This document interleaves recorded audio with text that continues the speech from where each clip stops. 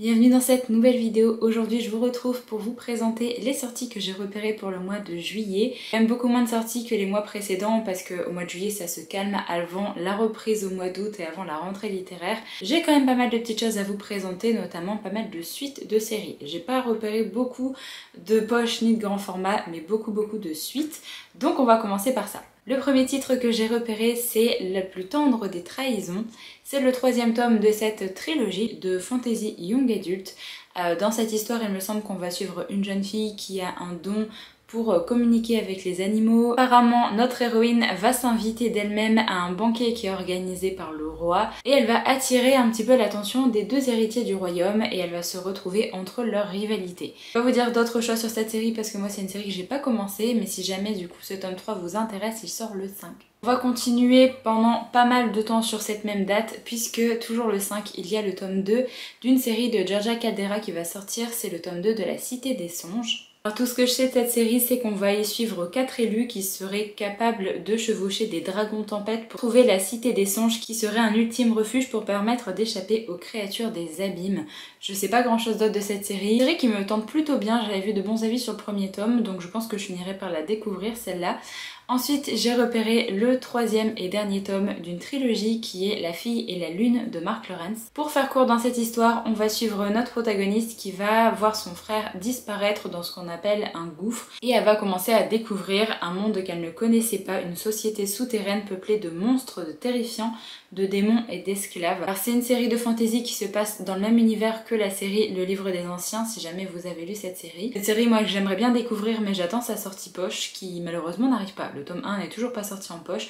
Là, je me dis avec la sortie du tome 3, peut-être que ça finira par arriver, mais je pense que je finirai par découvrir cette trilogie. Ensuite, on a le tome 2 de la série Belle Morte, qui va sortir de Bella Higgin. Ici, on parle de vampires. Apparemment, les vampires sont sortis de l'ombre il y a 10 ans, et depuis, ce sont un petit peu les plus grandes stars, les plus grandes célébrités dans ce monde. Je sais pas plus, mais j'ai vu de bons avis quand même sur le premier tome de cette série. Mais vous aimez les histoires de vampires, je pense que ça peut vous plaire.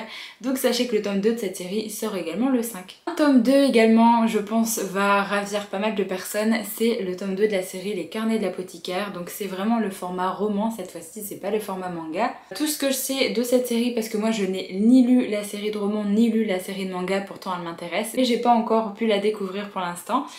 C'est qu'on y suit une jeune apothicaire qui a 17 ans mais qui va se retrouver enlevée et vendue comme servante dans le quartier des femmes du palais impérial et que pour sauver un petit peu sa vie, elle va devoir cacher ses connaissances et un petit peu se fondre dans la masse. Je sais que ça, mais j'ai entendu tellement de bons avis sur cette série, notamment sur la série de manga, que je pense que je finirai par la découvrir un moment. Donc pour les carnets de l'apothicaire, ça sort le 6 et pas le 5. Là également un titre qui sort le 6, c'est la suite de la série Terre brisée de Victoria Aveyard. Donc c'est le tome 2 de la trilogie qui va sortir, donc c'est L'âme brisée. J'attends cette suite avec beaucoup d'impatience parce que j'ai vraiment bien aimé le premier tome. C'est une série de fantasy où on a pas mal de points de vue, où on a un monde assez bien exploité déjà dans le premier tome. On a des histoires un petit peu de faisceaux qui ouvrent la possibilité vers des mondes extérieurs, vers d'autres mondes de Terravast.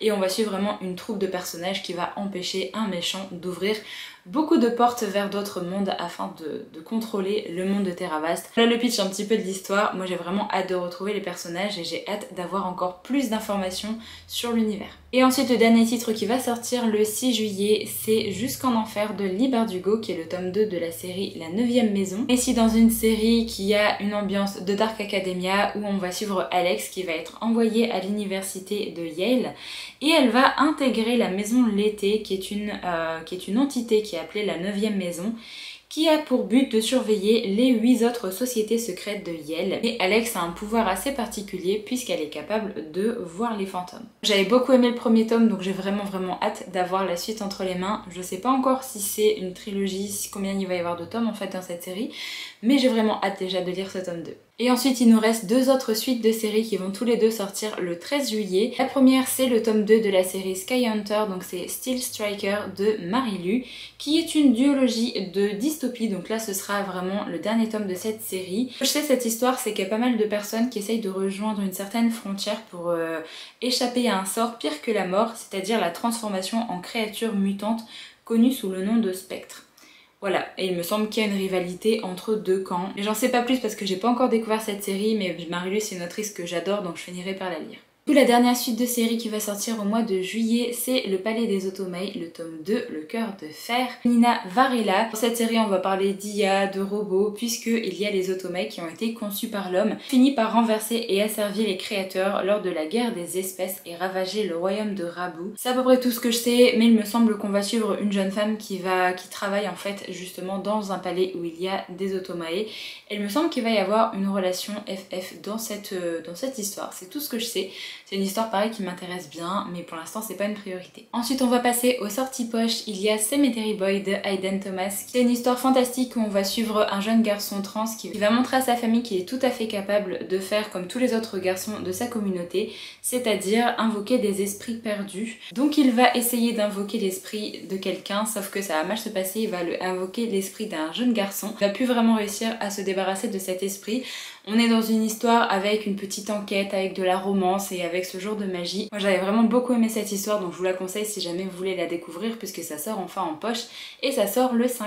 Ensuite on a une suite de séries qui va sortir en format poche, c'est le tome 2 de la série Les Voleurs de Fumée de Sally Green. Petite histoire de fantasy young adult avec la présence de démons, j'avais beaucoup aimé cette trilogie et je vous la conseille si jamais vous voulez. Peut-être une trilogie un petit peu passerelle entre le young adulte et l'adulte, parce que là on a quand même une petite troupe de personnages. Donc c'est une série parfaite à lire si jamais vous n'avez pas l'habitude de lire de la fantasy adulte, ça vous habitue un petit peu d'avoir une troupe de personnages comme ça. Donc n'hésitez pas à la découvrir vu que le tome 2 sort également le 5. Ensuite il y a la sortie d'une petite romance contemporaine, c'est Love Like a Movie de Esme Béguin qui va donc sortir en format poche. Ici on est dans une petite histoire de romance contemporaine où on va suivre Adèle qui essaye de trouver quelqu'un qui lui correspond, puisqu'en fait c'est une personne grosse et elle en a marre de tomber sur des hommes qui s'intéressent à elle uniquement parce que les femmes grosses sont un petit peu leur fantasme. Donc elle essaye d'avoir une relation saine et de trouver quelqu'un qui lui correspond, donc on va suivre un petit peu cette histoire. Il y a ensuite la sortie poche de Les Petites Merveilles de Lena Walker aux éditions Pocket. Dans cette histoire, on va suivre Eva qui vient de se faire licencier de son poste de libraire. Elle va se retrouver nounou pour les enfants d'une riche famille. Apparemment, elle va vite se rendre compte que sous les airs d'enfants modèles, les 3 enfants qu'elle va devoir garder vont lui donner pas mal de soucis. Donc elle va devoir redoubler de patience et d'ingéniosité pour apprivoiser ces 3 petits monstres et leur rendre le sourire. Donc voilà un petit peu pour cette histoire. Et ensuite la dernière sortie poche que j'ai repérée, c'est la sortie de Biotaniste de Anne-Sophie De Vries. Il me semble que dans cette histoire on est plus dans de la science-fiction et apparemment suite à une épidémie il y a pas mal d'hommes qui sont morts. Il me semble que pour une raison inexplicable les jeunes filles qui étaient âgées de moins de 16 ans réussissaient à survivre comparé aux hommes. Donc petit à petit il va y avoir un matriarcat conservateur qui va s'étendre tout naturellement au reste de la population et du coup on nous dit pourquoi investir dans l'éducation de garçons qui risquent de mourir du jour au lendemain. Nous on va suivre Rim qui a été trouvée et amenée dans un convent par Ulysse quand elle avait 6 ans et comme toutes celles qui ont survécu au fléau, elle y apprend l'art de voyager dans le temps ainsi que tout ce qu'une sorcière aguerrie doit savoir, mais à ses 16 ans l'arrivée d'une nouvelle rescapée, Alex, va changer sa vie. Voilà, j'ai entendu de bons avis moi sur Biotaniste quand elle était sortie en grand format, donc si jamais ça vous intéresse, ça sort le 12. Je vais passer aux 3 seules sorties grand format que j'ai pu repérer. La première c'est 6 baisers manqués et une histoire d'amour de Tess Sharp qui va sortir chez Robert Laffont dans leur collection R. Ici on est dans une histoire de romance contemporaine il me semble, où on va suivre Penny et Tate. Donc on nous dit que depuis leur enfance, Penny et Tate se détestent. Malheureusement pour elles, leurs mères sont amies à la vie et à la mort, à tel point que la mère de Penny est sur le point de subir une dangereuse opération pour sauver celle de Tate. Cerise sur le gâteau, Tate et sa mère viendront habiter chez Penny dans de la convalescence. Penny et Tate concluent un pacte, elles feront en sorte de se supporter le temps que la situation revienne à la normale. Seulement voilà, depuis des années, Penny et Tate ne cessent de presque s'embrasser. Or certains rendez-vous ne peuvent se manquer éternellement. Petite romance contemporaine qui me tente vraiment bien. Moi j'ai jamais lu de Tess Sharp, du coup je pense clairement que je vais finir par découvrir ce roman. Le deuxième roman qui sort en grand format que j'ai repéré, c'est Les Disparus du pays imaginaire de Hayden Thomas qui va sortir aux éditions Sabran. Alors dans cette histoire, je sais pas si on est vraiment dans une réécriture, mais en tout cas il y a des vibes de Peter Pan, on nous dit que lorsque des enfants disparaissent dans la petite ville d'Astoria, tous les regards se portent sur Wendy. Il y a 5 ans, Wendy a été portée disparue avec ses 2 petits frères. Elle sera retrouvée au bout de 6 mois seule dans les bois. Quelques années plus tard, 2 enfants disparaissent à nouveau, rappelant à Wendy de sombres souvenirs. Alors qu'elle rentre chez elle par une route sombre à travers bois, au volant de son pick-up, une forme gisant sur la chaussée l'oblige à s'arrêter. Il s'agit d'un jeune garçon qui prétend connaître Wendy et pourrait bien être la clé du mystère entourant toutes ces disparitions d'enfants. Il s'appelle Peter. Voilà, moi ça me tente vraiment beaucoup, déjà parce que j'ai beaucoup aimé La Plume d'Hayden Thomas quand je l'ai découvert dans Cemetery Boys, et là du coup j'ai très envie d'avoir cette petite vibe Peter Pan. Et donc le dernier titre que j'ai repéré pour les sorties du mois de juillet, c'est Regarder l'orage dans les yeux de Cécile Alix, qui va sortir aux éditions Rajo. Pour cette histoire, on nous dit qu'on suit Pénélope, qui n'a jamais fait le deuil de son enfance heureuse avant le divorce de ses parents. Depuis 4 ans, elle évite autant que possible son père qui a refait sa vie et qu'elle déteste. Elle évite un peu tout le monde en fait, la peur d'être déçue.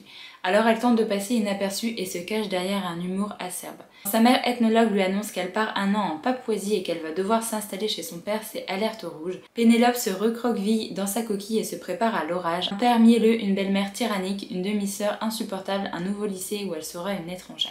Voilà un petit peu pour la dernière sortie que j'ai repérée pour le mois de juillet. Comme d'habitude, n'hésitez pas du coup à me mettre dans les commentaires si jamais vous avez pu repérer d'autres choses pour le mois de juillet, que ce soit des suites de séries, des sorties poche ou des sorties grand format. N'hésitez pas du coup à mettre ça dans les commentaires pour partager également avec d'autres personnes. J'espère en tout cas que cette petite vidéo vous a plu et vous a peut-être permis de découvrir certains titres. Je vous remercie du coup de l'avoir regardé jusqu'au bout. Moi je vous retrouve très bientôt dans une prochaine, donc en attendant, prenez soin de vous.